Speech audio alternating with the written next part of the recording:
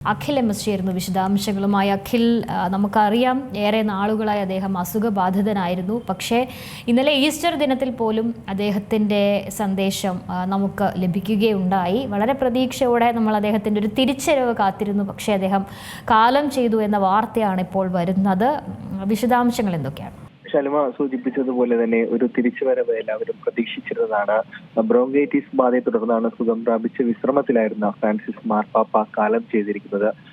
ഈ ബ്രോങ്കൈറ്റിസ് ബാധ അതിന്റെ നിരന്തരമായ വാർത്തകൾ നമ്മൾ എല്ലാ ദിവസവും അറിയുന്നതായിരുന്നു. അദ്ദേഹത്തിന്റെ ഓരോ ദിവസത്തെ പുരോഗതിയും വലിയ വാർത്തയായി തന്നെ വന്നിരുന്നു.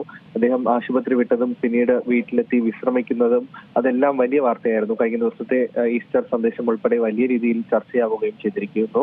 ഏതായാലും ഈ ബെനഡിക്ട് 16 മാർപ്പാപ്പ സ്ഥാനത്യാഗം ചെയ്തതിനെ തുടർന്ന് 2019 മാർച്ച് 19 ഫ്രാൻസിസ് മാർപ്പാപ്പ കത്തോലിക്ക സഭയുടെ 266ാമത് പോപ്പായിട്ട് സ്ഥാനമേൽക്കുന്നത്.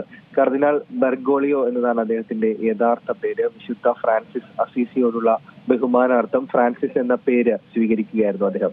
ഈ പേര് ആദ്യമായിട്ടാണ് ഒരു മാർപ്പാപ്പ ഔദ്യോഗിക നാമമായി സ്വീകരിച്ചിരുന്നത് എന്നുള്ള പ്രത്യേകതയും ഈ മാർപ്പാപ്പയ്ക്ക് ഉണ്ടായിരുന്നു. ബ്യൂണസ് അയേഴ്സിൽ ഇറ്റലിയിൽ നിന്നും കുടിയേറിയ മരിയോ ജോസ് ബെർഗോളിയോയുടെയും മറിയ സിവോരിയയുടെയും 5 മക്കളിൽ ഒരാളായി 1936 ഡിസംബർ 17 ബെർഗോളിയോ ജനിച്ചത്. പോപ്പായി തിരഞ്ഞെടുക്കുന്നതിന് മുമ്പ് ബ്യൂണസ് അയേഴ്സ് രൂപതയുടെ തലവനായിരുന്നു അദ്ദേഹം.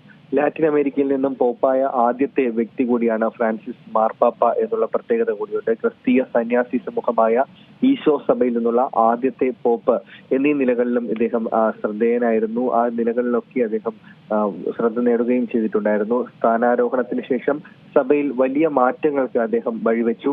ഇത്തരം പുതിയ മാറ്റങ്ങൾ ഈ ഉണ്ടാക്കിയെടുത്തത് കൊണ്ട് തന്നെ അദ്ദേഹത്തെ മാറ്റങ്ങളുടെ പാപ്പ എന്ന് മാധ്യമങ്ങൾ വിശേഷിപ്പിച്ചിരുന്നു. 1958 മാർച്ച് 11 വിയ ദേവദോയിലെ ഈശോ സഭ സെമിനാരിയിൽ ചേർന്നാണ് ബെർഗോളിയോ വൈദിക പഠനം ആരംഭിച്ചത്. അപ്പോ 1960 സാൻ മിഗേലിലെ കൊളസിയോ മാക്സിമോ സാൻജോസിൽ നിന്ന് തത്വശാസ്ത്രത്തിലാണ് അദ്ദേഹം ലൈസൻഷിയേറ്റ് നേടിയത്. 1967 ബെർഗോളിയോ ദൈവശാസ്ത്ര പഠനം പൂർത്തിയാക്കി 1969 ഡിസംബർ 13 അദ്ദേഹം വൈദിക പട്ടം സ്വീകരിച്ചിരുന്നു. അദ്ദേഹത്തിന്റെ ജീവിത രേഖ പരിശോധിക്കുകയാണെങ്കിൽ അത്തരത്തിലാണ് മുന്നോട്ട് പോയിക്കൊണ്ടിരുന്നത്. ഏതായാലും 1970-71 കാലഘട്ടത്തിൽ സ്പെയിനിലെ അൽക്കല ഡി ഹെനാറസ് സർവകലാശാലയിൽ വീണ്ടും അദ്ദേഹം പഠനത്തിന് പോയി. 97 ജൂലൈ 31 ഈശോ സഭ അർജന്റീന യുഗറാസ് പോർഷ്യൻ സുപ്പീരിയർ ആയിട്ടും അദ്ദേഹം സ്ഥാനം ലഭിച്ചിരുന്നു. അത്തരത്തിൽ അദ്ദേഹം നിരവധി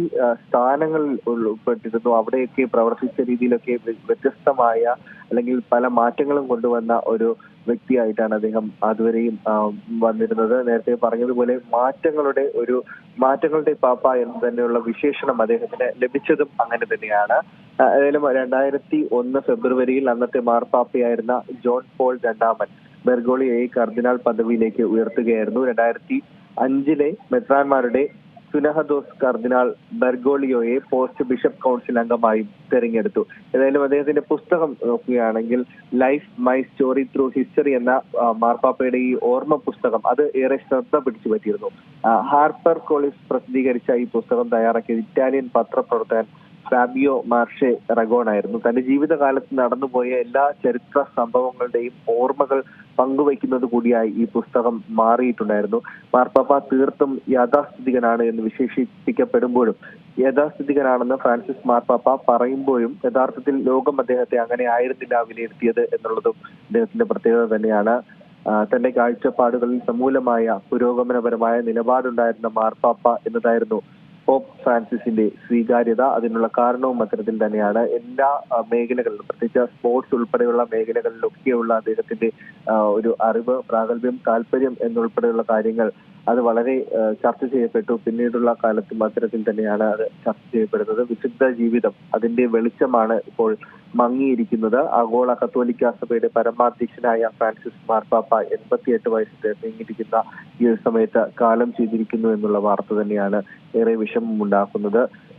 ബെനഡിക്ട് 16 മാർപ്പാപ്പയുടെ ഒരു അപ്രതീക്ഷിത രാജ്യപ്രഖ്യാപനത്തെ തുടർന്നായിരുന്നു അർജന്റീനയിലെ ബ്യൂണസ് അയർസ് ആർച്ച് ബിഷപ്പായിരുന്ന കർദിനാൾ ജോർജ് മാരിയോ ബെർഗോളിയോ 2013 മാർച്ച് 13 മാർപ്പാപ്പയായി തിരഞ്ഞെടുക്കപ്പെട്ടത്. ഈ ആഡംബരങ്ങളും സമ്പത്തും എല്ലാം ഉപേക്ഷിച്ച് വിശപ്പിലും ദാരിദ്ര്യത്തിലും ജീവിത പ്രകാശം കണ്ടെത്തിയ അസീസിയയിലെ ഫ്രാൻസിസിന്റെ പേരാണ് അദ്ദേഹം സ്വീകരിച്ചത് എന്നുൾപ്പെടെയുള്ള കാര്യങ്ങൾ വളരെ പ്രത്യേകതയാണ്. അതുകൊണ്ട് തന്നെ വളരെ വ്യത്യസ്തനായ ഒരു മാർപ്പാപ്പ എന്ന രീതിയിലും അദ്ദേഹം വാർത്തകളിലും വിശേഷണങ്ങളിലും ഒക്കെ നിറഞ്ഞിരുന്നു. കത്തോലിക്ക സഭയുടെ 266ാമത്തെ മാർപ്പാപ്പ, ഫ്രാൻസിസ് എന്ന പേര് സ്വീകരിച്ച ആദ്യ മാർപ്പാപ്പ എന്നുള്ള നിരവധി പ്രത്യേകതകളും അദ്ദേഹത്തിന് ഉണ്ടായിട്ടുണ്ട്. ഏറ്റവും പുതിയ വാർത്തകളും വിശേഷങ്ങളും വിരൽ തുമ്പിലറിയാൻ സീ മലയാളം ന്യൂസ് എല്ലാ ഡിജിറ്റൽ പ്ലാറ്റ്ഫോമുകളിലും ലഭ്യം.